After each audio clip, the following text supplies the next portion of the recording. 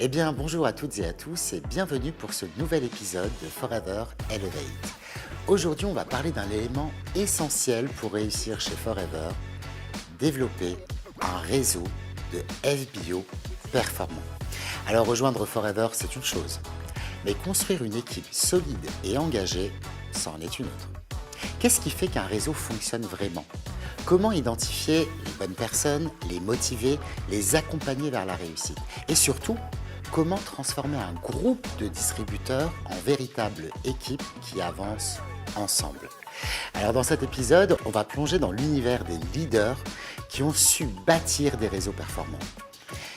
Les qualités clés à repérer chez un futur FBO, les meilleures façons de motiver et fédérer son équipe sur le long terme, les outils et méthodes incontournables pour booster la performance de son réseau, ces moments forts où tout bascule et où l'on réalise la puissance d'une équipe soudée.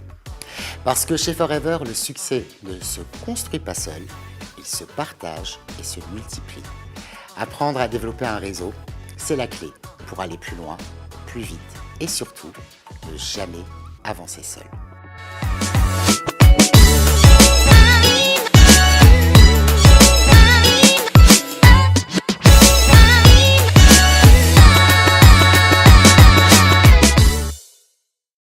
Bonjour Christophe. Bonjour Hakim. Bonjour Isabelle. Bonjour Hakim. Écoutez, je suis ravi de vous retrouver aujourd'hui sur ce plateau de Forever Elevate. Merci d'avoir fait le trajet depuis Montpellier. Merci pour l'invitation. Avec grand plaisir. En tout cas, je sais qu'aujourd'hui, on va avoir plein de bonnes tips, plein de visions, un sujet passionnant aujourd'hui, le développement de réseau. Le développement d'un réseau de FBO performance, c'est vraiment un sujet super intéressant et qui permettra demain aux personnes qui visionneront cet épisode-là, tout du moins, d'avoir quelques clés pour se développer davantage. Mais avant cela, je vous propose peut-être de vous présenter rapidement, de nous dire qui vous êtes, ce que vous faisiez avant, enfin, qui est Christophe, qui est Isabelle, tout ça, quoi. Eh bien, qui est Christophe ? Christophe a 56 ans. Il a commencé sa vie comme fonctionnaire de police. Je n'avais pas fait des études très brillantes, très performantes. J'étais même un petit peu dissipé à l'école. Et mon parcours scolaire a fait que j'ai passé un concours et j'ai terminé dans l'administration, dans la police nationale. Donc, j'ai évolué dans la police nationale en parcours interne. J'ai réalisé un de mes rêves qui était d'aller dans une unité spécialisée, une unité d'élite de la police nationale, où je me suis épanoui. Mais les années ont fait que certaines prises de conscience ont fait que ce métier qui était un métier de passion, un métier de conviction, ce métier s'est transformé petit à petit en un métier où j'avais plus trop de perspectives au final d'évolution. J'étais arrivé à un plateau et on en parlera peut-être. Le marketing est arrivé par là, Forever est arrivé par là et m'a redonné une nouvelle carrière et une nouvelle orientation professionnelle puisque j'ai quitté l'administration depuis maintenant plus d'une dizaine d'années. Très bien. Alors moi, donc Isabelle, mariée à ce monsieur depuis de nombreuses années. Nous avons 2 enfants, parce qu'il ne l'a pas dit, mais 2 grands-enfants, autonomes maintenant. Et nous habitons la région de Montpellier. Et donc moi, j'ai fait la plus grosse partie de ma carrière professionnelle dans la santé, puisque j'ai été infirmière pendant une trentaine d'années. Et donc j'ai eu la chance de pouvoir construire ce métier de différentes façons pendant toutes ces années. Et ça m'a amené certainement une richesse en formation, en apprentissage, etc. Et les dernières années, j'avais pris une casquette de responsable régional d'exploitation. Donc, je faisais plus de soins, j'étais plus dans l'accompagnement, le recrutement d'infirmières, l'accompagnement, etc. Et un beau métier. J'ai vraiment appris beaucoup, j'ai beaucoup grandi grâce à ce métier-là. Mais effectivement, au bout de 30 ans, on aspire aussi peut-être à changer. Je crois que j'avais plus envie de faire ce métier. Et puis surtout, j'avais une hiérarchie qui était plus dans les résultats, d'obtenir des résultats avec un numéro de client plutôt qu'avec un patient. Et quand même, ma formation initiale, c'était quand même l'aide à autrui. Et je ne me retrouvais plus dans ce qu'on me demandait de retransmettre aux équipes. Et là, du coup, ça a été compliqué. Et donc, comment on est arrivé à Forever? Du coup, il y a quelques années, longtemps auparavant, notre fille avait de l'eczéma. Oui. Et c'est comme ça qu'on nous a présenté le produit Forever à base d'aloe vera qui a été très efficace. Et c'est comme ça qu'on s'est intéressé d'abord à ce produit. Et aussi, on nous a présenté quand même le plan marketing, ce qu'on pouvait en faire. Mais je vous parle de ça il y a une vingtaine d'années. Et il y a 20 ans, ce n'était pas notre priorité. Nous, on était bien dans nos métiers respectifs. Et du coup, on l'avait en tête, mais on l'a mis un petit peu de côté. On a bidouillé, on va dire, jusqu'au jour où on a eu envie de changer d'orientation. Oui, c'est ça en fait. Ouais. Vous étiez un couple français classique, Exactement. C'est ça. dans un modèle très sécure, hein, fonctionnaire, C'est ça. C'est ça. des métiers plutôt nobles. Hein, vous aviez quand même cette stabilité, cette belle famille. Absolument. Qu'est-ce qui fait que... alors j'ai un peu compris, hein, il y avait un peu... voilà, vous étiez un peu lassés par vos métiers respectifs d'avant, mais très clairement, le déclic est arrivé comment? Comment vous vous êtes dit, bon bah tiens, on arrête ce qu'on fait et on fait Forever? Alors en fait, pourquoi on a décidé de se réorienter dans l'entrepreneuriat en fait quand j'ai eu à peu près, on va dire, 48 ans, 49 ans, et un petit peu lassée de ce que je faisais, la difficulté c'était de se projeter dans un avenir, sachant que ma retraite elle est encore dans quelques années, qu'il y avait encore de nombreuses années devant, et quoi faire quand on a toujours été infirmière, salariée, voilà, dans un modèle, on va dire, sécure, comme tu as dit. Et surtout quand on arrive à 50 ans, où on se dit qu'aujourd'hui, passé 50 ans, on n'a plus trop envie de te recruter avec un salaire. J'avais un salaire correct, donc aussi parce que j'aurais coûté cher. Donc il fallait se réinventer en fait. Et en fait, on avait Forever qui était sur un plateau d'argent ou d'or même, qui nous attendait. Et finalement, on s'est dit pourquoi pas, mais par contre, si on y va, on y va, et on y va de façon professionnelle, parce que jusqu'à ce moment-là, on avait fait un peu d'amateurisme. Voilà. Donc c'est comme ça qu'on s'est dit, on y va. Donc j'ai commencé, moi, à quitter mon emploi après avoir repris un peu d'activité de Forever. Et puis c'est là que Christophe m'a rejoint. Et oui, parce qu'en fait, c'est aussi un parcours. On est d'une génération, même si on va dire qu'on n'est pas si vieux que ça, mais on a quand même eu un parcours où à l'époque, tu faisais des études et puis tu avais un parcours professionnel qui était plutôt traditionnel en tant que salarié. Et c'est ce parcours-là, ce chemin qu'on a suivi, mais bon, les années faisant, on a pu constater que l'évolution professionnelle était quand même assez limitée, et c'est ce qui nous a aussi poussé à de nouveaux challenges, de nouvelles perspectives professionnelles.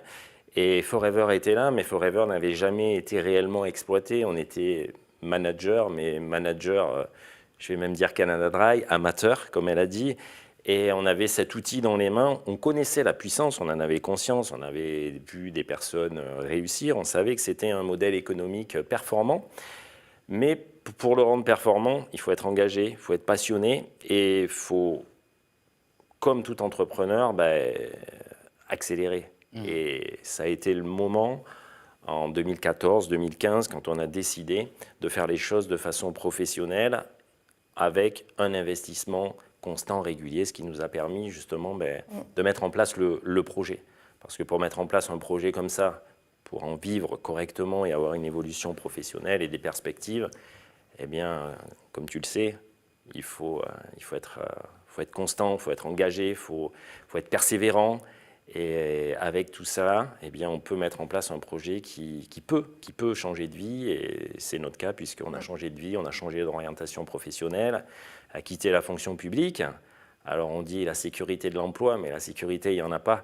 La sécurité, elle est dans le métier qu'on fait aujourd'hui, parce que on travaille, parce que oui, on accompagne des personnes, oui, on génère un revenu, et on peut avoir cette sécurité financière, effectivement, que le marketing et que Forever peut nous mettre à disposition. Super, très bien. Alors, première question un peu technique pour le coup. Quelle est la première chose que vous cherchez chez un, je dirais, futur FBO, en tout cas un prospect qui souhaiterait rejoindre votre équipe? Est-ce que vous recherchez l'enthousiasme? Est-ce que vous recherchez quelqu'un de curieux, quelqu'un qui a envie d'apprendre? Est-ce qu'il y a des qualités particulières comme ça que vous recherchez? Moi, personnellement, je dirais, dans ta question, les 3 réponses. Ouais. Quelqu'un d'enthousiasme, parce que l'enthousiasme, il y en a besoin. C'est un métier humain, c'est un métier de relation, où le fait d'avoir de l'enthousiasme, eh bien, ça va porter un petit peu le prospect, il va avoir envie de te suivre. La curiosité, c'est important d'avoir des FBO qui sont curieux de découvrir soit le produit ou soit l'activité. Ils peuvent faire des recherches sur Google ou autre, ou sur l'Académie Forever, l'université, où ils vont aller chercher des éléments pour ensuite peut-être nous poser les bonnes questions. Et effectivement, après, ça permet aussi une bonne duplication. Donc les trois leviers sont pour nous, enfin pour moi en tout cas, essentiels dans l'activité. C'est ce qui va permettre justement à l'entrepreneur d'avancer. Donc c'est les profils que personnellement j'aime bien. Ouais, surtout celui peut-être l'envie d'apprendre. L'envie d'apprendre, oui. C'est vraiment important, je trouve, dans notre... Je dirais aussi le besoin, leurs besoins personnels, déjà, commencer par ça, qu'ils soient, on va dire, en phase de devenir FBO ou de démarrer un FBO. Quel est son besoin, qu'est-ce qu'il vient chercher dans cette activité, parce que s'il ne sait pas où il va, c'est un peu comme monter dans un taxi, ne pas lui donner l'adresse, on ne peut pas l'accompagner. Donc déjà son besoin, et puis l'adaptabilité aussi, parce qu'il faut savoir changer quand on change, surtout quand on vient du monde du salariat, qu'on veut se lancer dans l'entrepreneuriat, ce n'est pas du tout la même chose. Donc du coup, il faut aussi savoir s'adapter à un modèle, et puis l'enseignabilité. Parce que sans ça, je pense qu'on ne réussit pas. Si on n'est pas prêt à écouter, si on dit blanc, il faut faire blanc, si on dit noir, il faut faire noir, mais on ne peut pas faire gris, parce que le démarrage, c'est vraiment le plus important dans cette activité-là. Donc je dirais que c'est un complémentaire à ce que... Mais alors justement, moi, si je suis salarié actuellement et que j'ai envie de faire de l'entrepreneuriat, alors tu disais qu'il fallait s'adapter et que ce n'est pas du tout la même chose. Tu peux nous en dire un peu plus ? Quand on est salarié, on est dans un monde, on va dire, on est dans une boîte, voilà, où on ne peut pas sortir de la boîte parce qu'on nous demande des actions, on a des objectifs à faire, des choses comme ça, mais dans un cadre, on ne sort pas du cadre. Quand on est dans l'entrepreneuriat, eh bien, on a toute la liberté de faire comme on veut, en fait, puisqu'on travaille pour soi. Et là, ça peut être aussi dangereux parce que justement, on a tellement de temps ou on a tellement de liberté que finalement, il faut savoir aussi mesurer les choses à faire, s'autodiscipliner, se planifier ses actions, parce que sinon on est vite dispersé par l'entourage. Alors, je vais peut-être passer en disant que les mamans surtout, parce que si on a les enfants, on a le téléphone, on a le linge, on a la cuisine, on a tout ça, je ne dis pas que les papas le font pas, parce que je vais me faire... mais ça perturbe davantage. Quand on est à la maison, il faut aussi s'accorder un temps de travail, comme si on était au travail. Donc il faut s'adapter à une nouvelle façon de vivre, qui au début, c'est tellement bien, quand on sort de la boîte, on se dit, mon Dieu, je fais comme je veux, quand je veux, je vais où je veux. Mais non, ce n'est pas tout à fait comme ça. Donc l'adaptabilité, c'est déjà ça. C'est un cadre de travail qui est important. Peut-être s'aménager un coin chez soi qui soit vraiment dédié au travail, ou un petit local, enfin, je ne sais pas, sans faire de frais, mais quelque chose qui dit que quand on va là, on est en mode, c'est moi le patron, mais je travaille, quoi. En fait, quand tu es dans la boîte, on te discipline, et quand tu sors de la boîte, il faut s'autodiscipliner. Il faut s'autodiscipliner. Donc effectivement, mais ça s'apprend facilement, ça, quand même. Alors ça s'apprend pour les personnes qui ont envie d'entendre ça, parce que parfois, il faut du temps pour que les personnes... En fait, je crois qu'on ne peut pas obliger les gens à faire ce qu'on leur dit. Évidemment. On n'est pas là pour ça, on n'est plus leur hiérarchie. On va dire qu'on est des coachs, entre guillemets. Donc les gens, ils ont le droit de se dire, bon, elle est gentille, mais... Moi, je n'ai pas envie de faire comme ça, je préfère faire comme ça, sauf que du coup, les gens, parfois, ils ont besoin de se prendre des murs pour se dire, peut-être qu'elle avait raison ou qu'il avait raison, donc il faut que je revienne un peu en arrière. C'est ça, être adaptable aussi. Donc, ça fait partie du chemin de l'entrepreneur. Ouais, je comprends bien. Deuxième question, comment vous faites pour motiver vos équipes quand, justement, elles ont un coup de mou? Parce que tu disais, des fois, ils ne veulent pas... Il y a des fois, enfin, l'entrepreneuriat, c'est aussi ça, hein. C'est Puis on est aussi des ça. êtres humains, il y a des coups de mou. Des fois, on a des objectifs, on a un véritable pourquoi, on y va à fond, et puis À fond. bam, tchou. Première porte, terminé. Ça doit être, enfin, ça doit arriver souvent d'ailleurs, même, je pense. C'est le monde de l'entrepreneuriat, hein. Forever, ce n'est que le reflet de la vie quotidienne, avec une petite chose en plus, c'est que on démarre Forever sans un réel investissement financier. On démarre Forever avec 400 €. C'est pas énormément d'argent par rapport à l'entrepreneuriat classique où au niveau des chambres de commerce, c'est 30-35 000 €. Donc quand on a mis 30-35 000 € sur la table, ben, on va peut-être être un peu plus engagé parce qu'il y a quand même une pression financière qu'on n'a pas chez Forever, puisque le démarrage est relativement simple. Et ça revient un petit peu à ce qu'a dit Isabelle.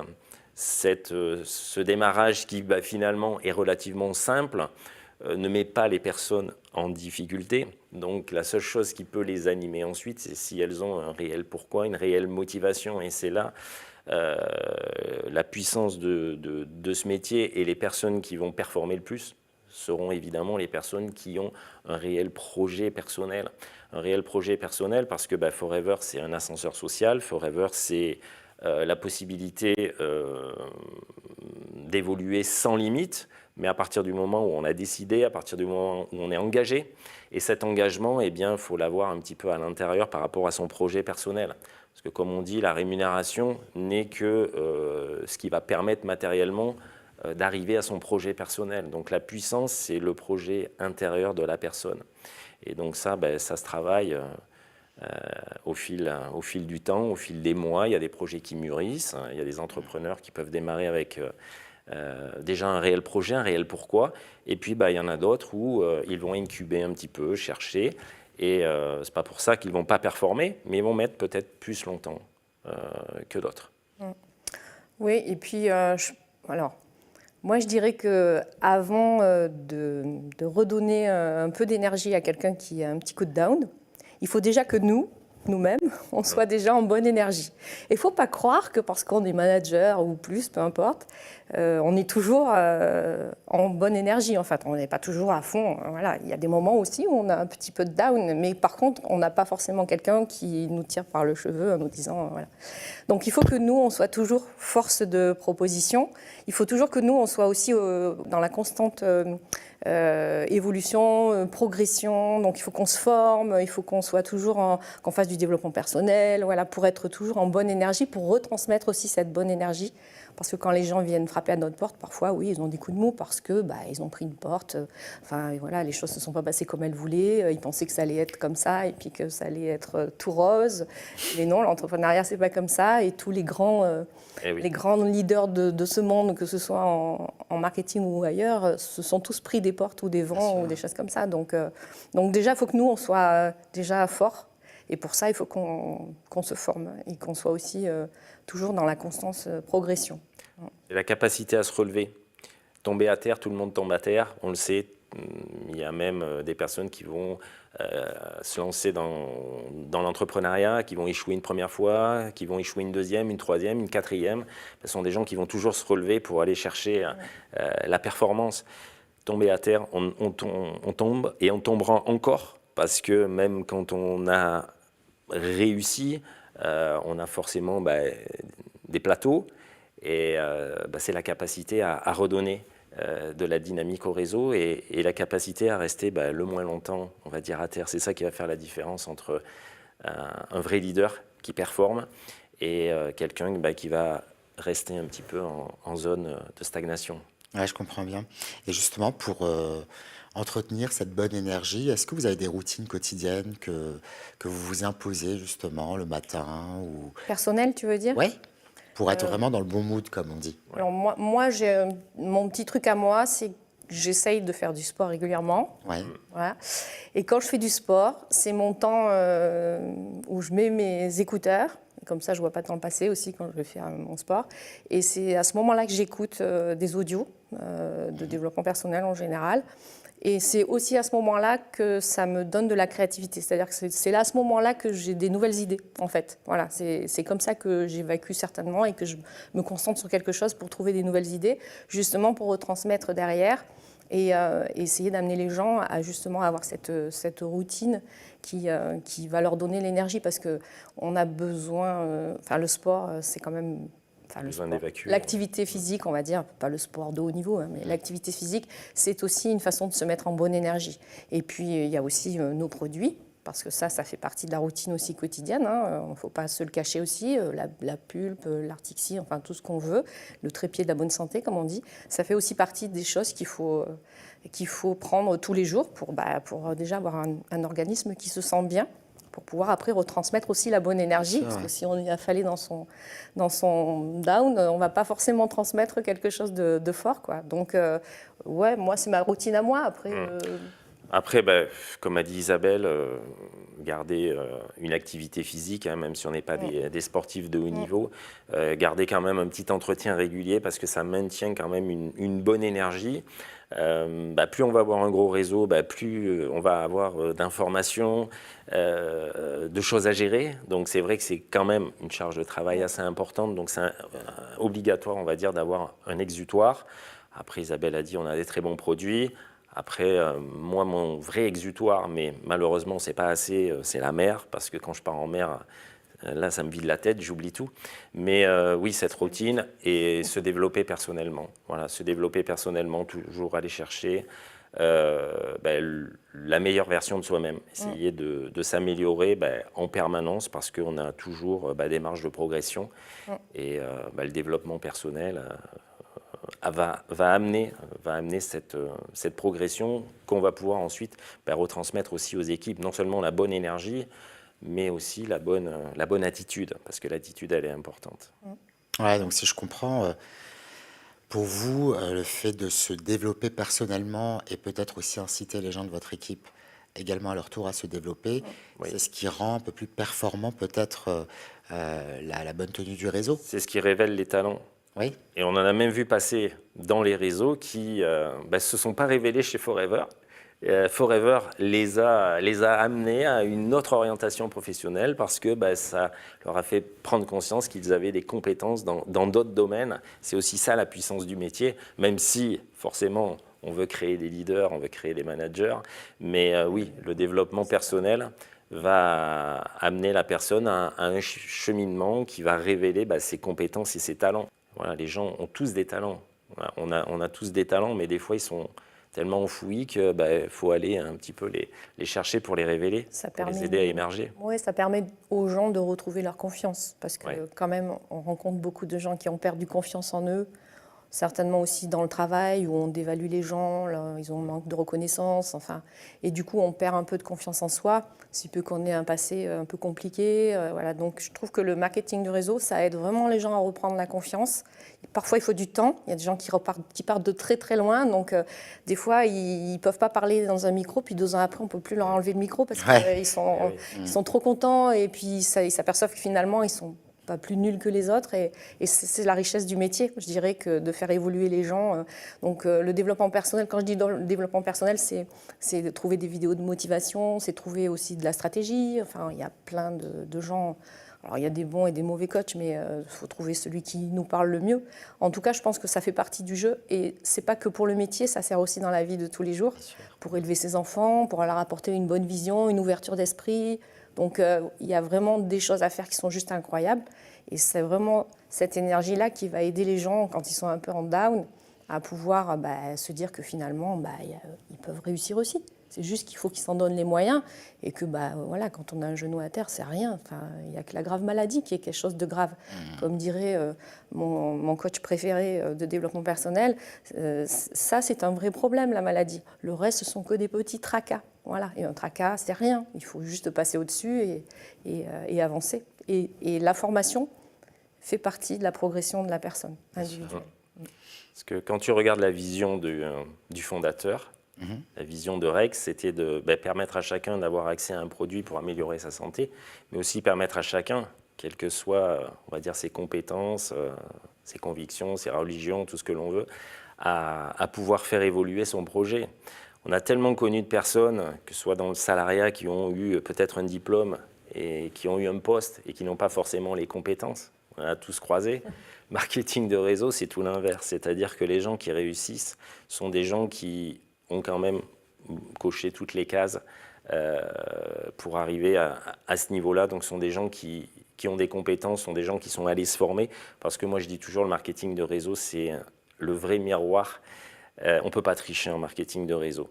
Et c'est une superbe école. C'est une superbe école de la vie, une superbe école de la transmission. Et autant on peut tricher dans le salariat, autant dans le marketing de réseau. On ne peut pas tricher.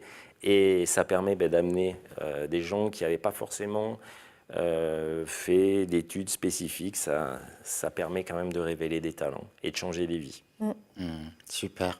En fait, en réalité, c'est vrai que c'est important de se former, mais je pense aussi que rien que le fait d'être entouré de gens qui se forment, des gens qui ont cette expérience, qui ont cette vision de la vie, intégrer un groupe comme ça de gens, on me dit souvent, on est la moyenne des 5 personnes qui nous entourent.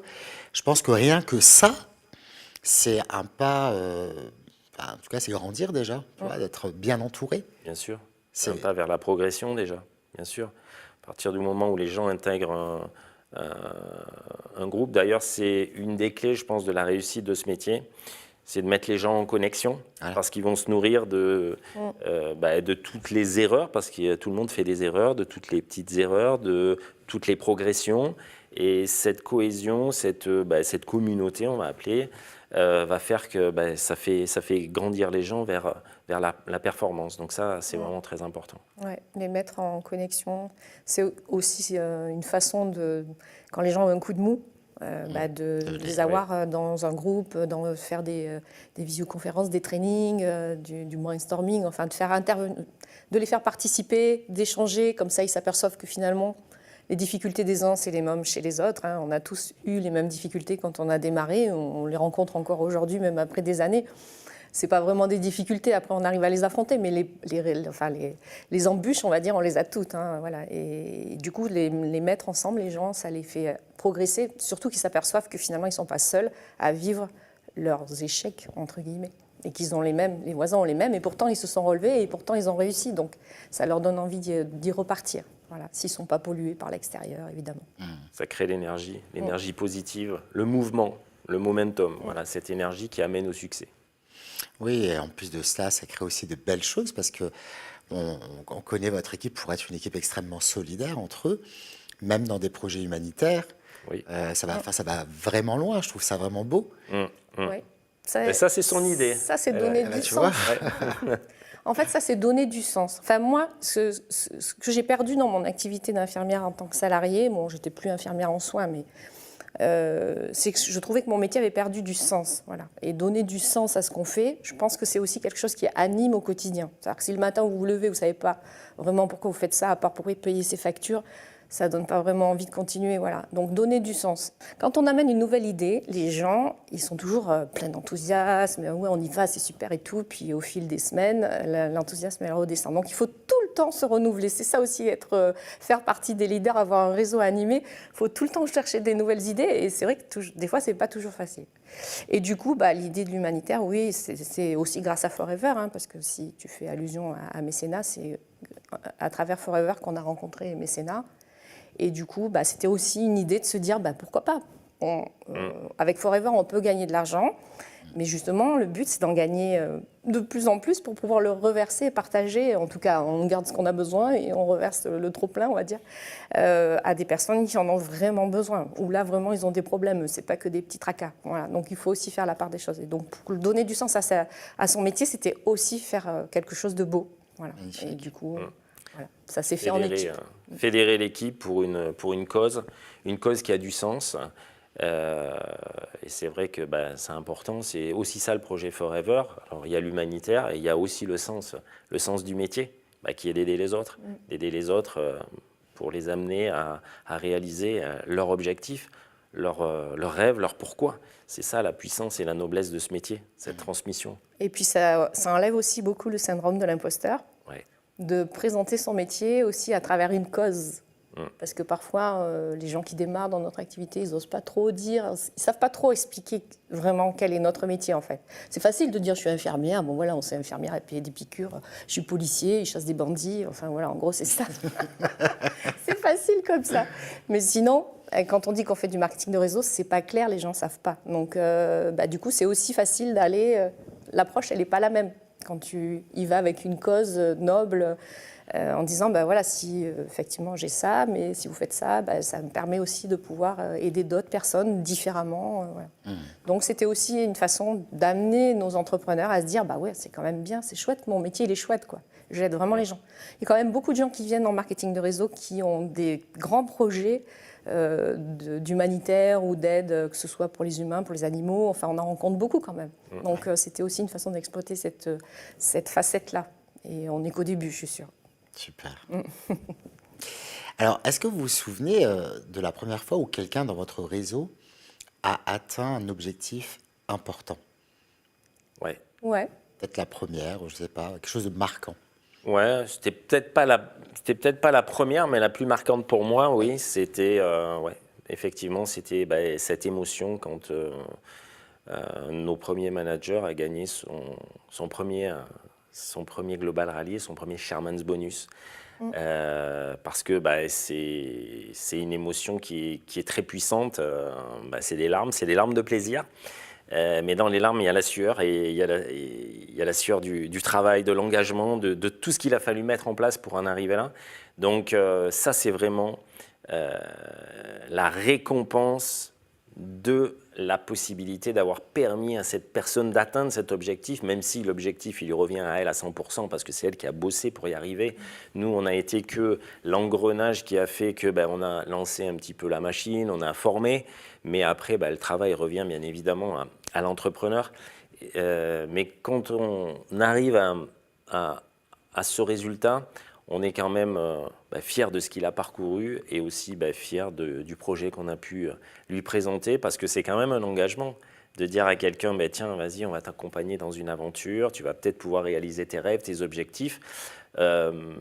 C'est quand même un devoir. Voilà. Donc c'est la consécration du métier, de la transmission du métier, et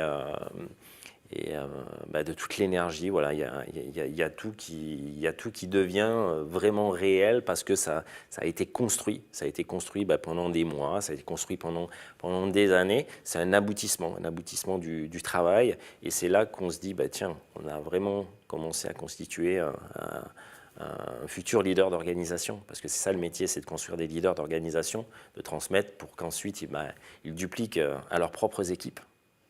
Ouais, on ne s'est pas concerté, mais c'est cette image-là aussi, mais moi je la vois plus, donc le couple de managers qui sont allés chercher leur premier Sherman, mais moi je vois plus le moment où on est allé le chercher. Ouais. C'était à Dubaï d'ailleurs, et cette soirée Sherman qui était juste majestueuse, je ne sais pas si tu y étais, Hakim, au pied de cet hôtel fabuleux où ils ont déroulé la voile de Forever sur l'hôtel.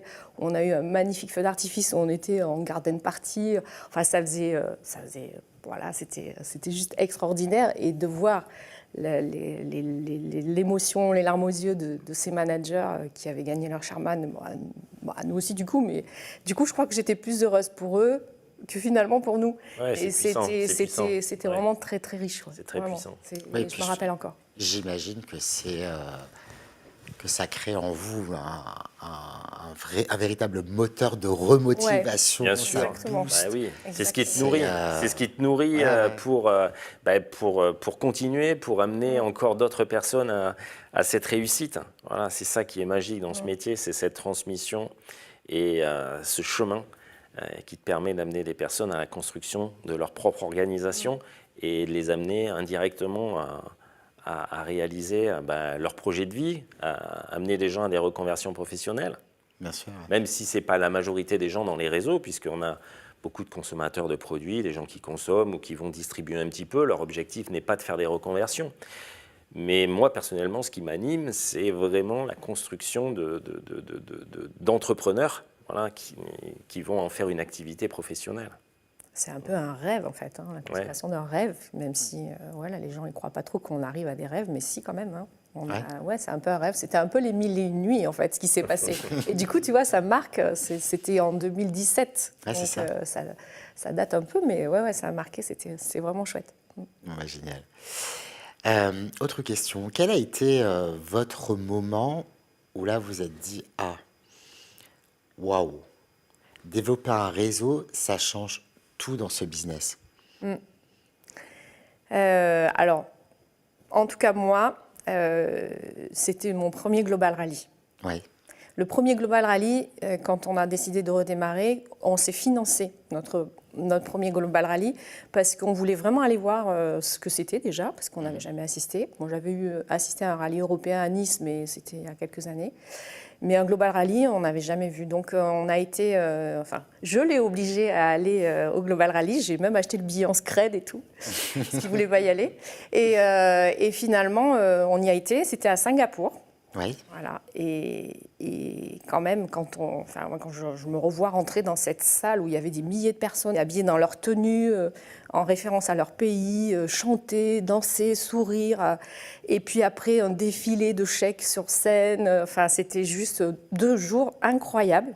Et d'abord, on s'est dit, mais c'est quoi? On est où? Ça existe. On nous avait dit que c'était vrai, mais est-ce que c'est vraiment vrai? Mais oui, on ne rêve pas, c'est vrai. Et du coup, ça a été vraiment l'élément déclencheur parce qu'on a financé notre voyage et on s'est dit, l'année prochaine, terminé, on ne paye plus, c'est Forever qui paye. Et en plus, on viendra chercher un chèque. Ça, c'était ça. Ah oui, c'est vrai, quand j'ai vu Singapour, j'ai dit waouh, ça c'est possible. Et effectivement, on a travaillé dur et l'année d'après, on est allé chercher notre propre Sherman, notre premier. Donc ça, c'était une fierté. Donc c'est pour ça l'importance d'aller se nourrir aux événements. C'est vrai que peu importe, d'aller au Forever Day, d'aller au Success Day, c'est vraiment là qu'il faut amener les entrepreneurs parce que c'est là qu'on va se nourrir. C'est là qu'on va chercher l'énergie pour construire les réseaux. Donc oui, il y a eu Singapour. Mais le vrai waouh aussi pour moi, c'est de se dire, tu construis quelque chose de pérenne, un business de pérenne. Alors le business chez Forever, on a la chance qu'il soit transmissible à nos enfants, la position du plan marketing et également le réseau. Donc ça, c'est déjà très important. Et pour moi, c'est de se dire, ok, tu as un business pérenne, il y a des personnes, des leaders d'organisation qui sont formés. Et effectivement, ça donne la possibilité d'avoir cette sérénité, de se dire que c'est l'avantage du marketing de réseau. Même si tu relâches 3 semaines, 1 mois, tu peux te permettre de partir un petit peu quand tu veux. Alors, ce n'est pas les vacances toute l'année, parce que c'est du travail, le marketing. Mais tu peux te permettre de relâcher un petit peu, d'aller profiter. Et tu as quand même une régularité de revenus. Et c'est ça la puissance du métier, parce que 4 semaines, 5 semaines de vacances, dans le salariat, ça ne fait pas rêver, quoi. Le calendrier où tu dis, tiens, là, je vais pouvoir partir 1 semaine, et là, il faut poser tes congés 6 mois ou 1 an avant. Quand tu as mis en place ton réseau, tu te dis, tiens, là, j'ai un truc qui tombe, tiens, je vais partir. C'est ça aussi l'avantage du métier. Et l'avantage, c'est la liberté. C'est ce qu'offre le marketing, c'est ce qu'offre Forever. Oui, c'est vrai ce que tu disais, Christophe. Moi, je trouve que, en effet, ça laisse plus de place à la spontanéité. Et donc, je suis sûr que tu as fait ça. Pour faire les bagages, je t'emmène en voyage chéri. Ça, c'est des choses qu'on peut faire Cette grâce liberté. à ce business model. Ouais. Ah oui. On peut moins faire ailleurs. C'est vrai, tu as juste besoin de ton ordinateur et ton téléphone. Voilà, c'est facile dans la valise. C'est clair. Et c'est un métier qui d'ailleurs correspond de plus en plus aux nouvelles générations. Ouais. Les gens aujourd'hui veulent un business qu'ils peuvent développer un petit peu partout dans le monde. On a quand même 140 pays qui sont ouverts au développement et ça c'est juste magique. Cette licence internationale, cette possibilité, même quand on démarre, de pouvoir développer son business de suite partout dans le monde. C'est exceptionnel. C'est clair, ouais. Autre question, est-ce qu'il y a une formation ou un outil que vous recommandez absolument aux nouveaux distributeurs en dehors de votre système qui existe et de ce que Forever propose déjà? Alors moi, personnellement, on ne peut pas, pour moi, démarrer ce métier. Le premier outil, la première vidéo à regarder ou le premier livre à lire, c'est la méthode GoPro d'Eric Worre. C'est pour moi le premier outil qu'un entrepreneur doit avoir dans ses mains pour qu'il comprenne un petit peu le métier parce que les gens ils arrivent de tous les horizons.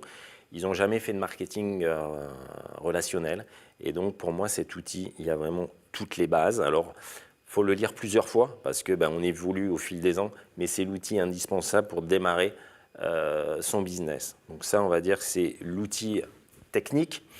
Et chez Forever, l'outil, il y en a deux. Il y a le PPVM, mais il y a aussi comment devenir animateur. Comment devenir animateur en 90 jours. C'est la base de construction du métier, parce que animateur, c'est le premier palier pour moi du plan marketing. Il n'y en a pas d'autre avant. Animateur adjoint, c'est un consommateur qui commence un petit peu à gentiment construire son réseau, mais animateur, c'est vraiment la position où on a eu ses premiers échecs, on a eu ses premiers déboires, mais on a persisté pour construire sa petite équipe. Mais si on a su faire animateur, on sait faire manager parce qu'il y a juste à dupliquer.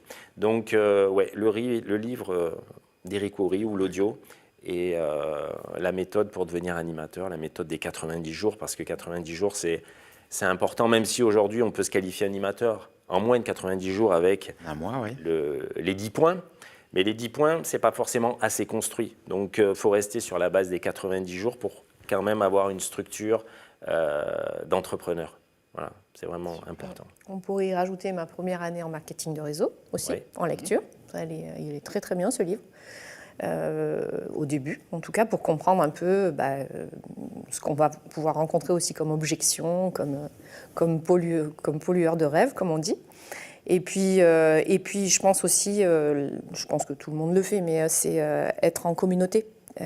Mettre les gens dans un groupe, quel que soit le modèle, où les gens peuvent échanger ou partager des témoignages de réussite, pour donner la vision de ce que les gens vont pouvoir trouver finalement, puisque du coup, c'est un peu nébuleux quand on commence ce métier. En fait, on n'a pas trop, le chemin il n'est pas tout tracé, hein, donc on se nourrit de l'expérience des autres. Donc c'est très important de créer. Alors c'est pas vraiment un outil papier, mais c'est quand même un outil, à mon avis, indispensable. Les gens n'ont pas de repères. Donc quand ils démarrent le métier, pour eux, ok, on découvre soit un produit ou soit un business. On démarre dans une compagnie, on démarre chez Forever, on démarre dans une équipe, quelle qu'elle soit, mais on ne sait pas trop où on va. Donc on a besoin d'être rassuré. Donc un groupe, une communauté d'équipe, le partage de réussite, la reconnaissance, le fait de voir, tiens, telle personne a réussi, tiens, moi aussi je peux le faire. Voilà, ça rassure, mais ça crée aussi l'énergie positive du succès. Les promotions Forever, Forever, oui. Mettre le fil d'actualité en permanence en fait, que les gens soient toujours connectés et comme a dit Christophe tout à l'heure, en mouvement.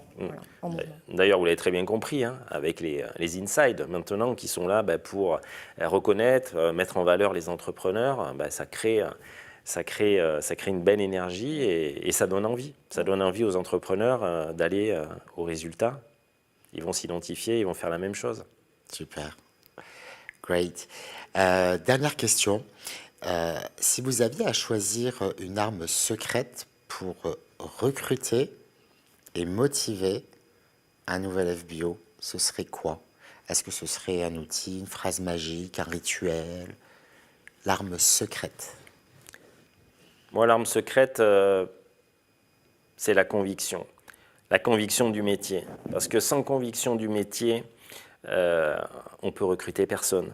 Pourquoi? Parce que les gens à qui on va parler, si la personne n'est pas assez convaincue, la relation ne va pas se faire. La relation de confiance ne va pas être établie, donc va y avoir une cassure au niveau de la chaîne et ça ne fonctionnera pas. Donc la conviction du métier, cette conviction du métier, elle s'acquiert avec le développement personnel, on en a déjà parlé. Elle s'acquiert aussi avec l'engagement, avec le fait d'avoir fait des events, avec le fait d'être rassuré sur la compagnie, avec le fait d'avoir la vision de l'entreprise, avec le fait d'avoir son réel pourquoi, son réel objectif.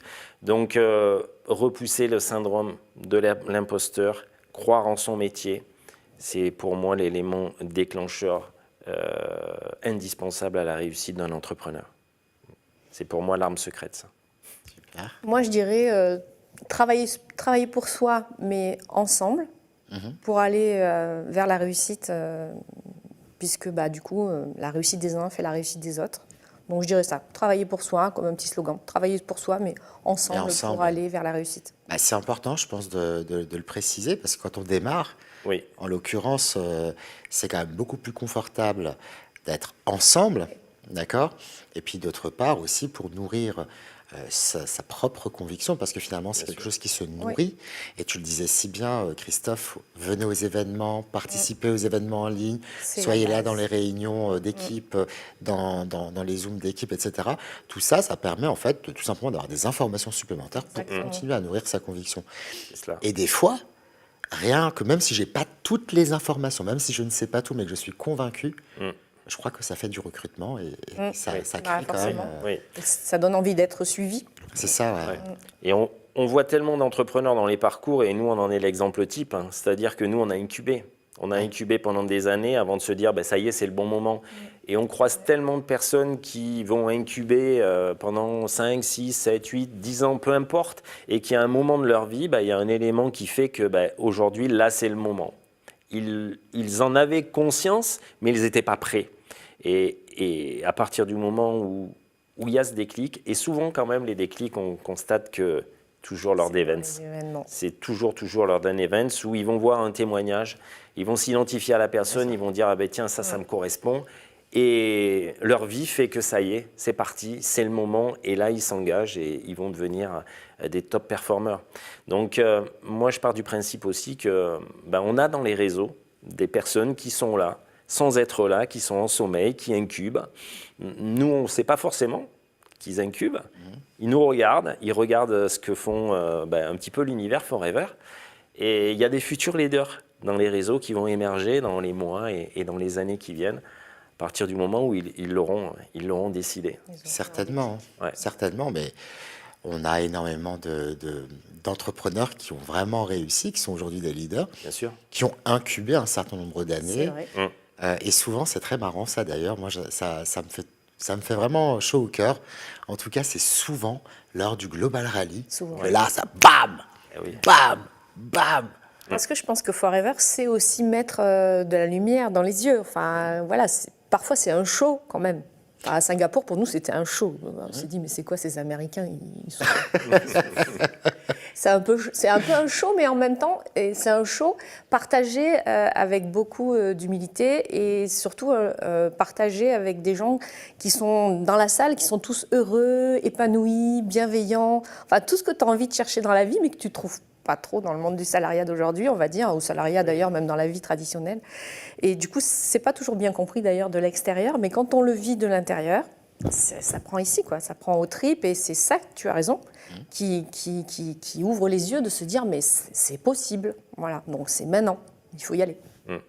Bien sûr. Les amis, Forever Elevate, ça vous évoque quoi? C'est un peu le résumé, enfin, je dirais que c'est le mot qui reprend un peu tout ce qu'on a dit quand même. Moi, je dirais progression, s'élever, changer de position, réussir, aller chercher ce qu'on a envie, et surtout être épanoui, mais aller grimper ensemble, aller chercher plus. Moi, je dirais la méritocratie, c'est-à-dire que être reconnu à la hauteur de son engagement, de son implication. Forever, c'est un ascenseur social, c'est un ascenseur social personnel déjà. Ça, c'est la première chose, c'est la plus importante. Ça permet à tous de pouvoir réussir à partir du moment où il aura décidé, à partir du moment où il se sera donné les moyens, à partir du moment où il aura aligné ses propres ingrédients, ses propres planètes pour aller vers la performance. Après, il y a les machines derrière, il y a la compagnie qui va faire que tout est mis en place pour aider l'entrepreneur. Mais c'est le fait de s'élever soi-même. Et Forever aussi, c'est un ascenseur social financier parce que il y a des personnes qui ont des revenus qui sont quand même très limités. On n'a pas parlé du cadran de cash flow. Tu es salarié, moi j'appelle, tu as un revenu, il est limité. Le revenu d'aujourd'hui, c'est souvent le revenu demain. Tu es indépendant, tu es bloqué parce que tu ne peux pas embaucher, parce que sinon après tu vas avoir des charges de fou. Tu es quand même bloqué, tu es dépendant de ta capacité. Donc Forever, c'est la possibilité qui est donnée à chacun à partir du moment où il se cela donne, comme on dit, d'aller chercher une rémunération qui peut être nos limites et qui peut mettre en place des projets personnels et atteindre ses rêves. Donc oui, Elevate, ascenseur social et ascenseur personnel. Super. En tout cas, moi, j'ai été ravi de cet échange avec vous. Merci beaucoup. Alors, merci d'abord parce que je pense que vous contribuez énormément à élever Forever, à pousser vers le haut, à nous aider au quotidien, que ce soit nous, en tant que staff. Moi, j'appelle souvent Christophe pour dire, dis-moi, aide-moi, ce genre de choses. Mais aussi, surtout dans les équipes. Il y a une équipe qui est quand même... il y a du monde, hein.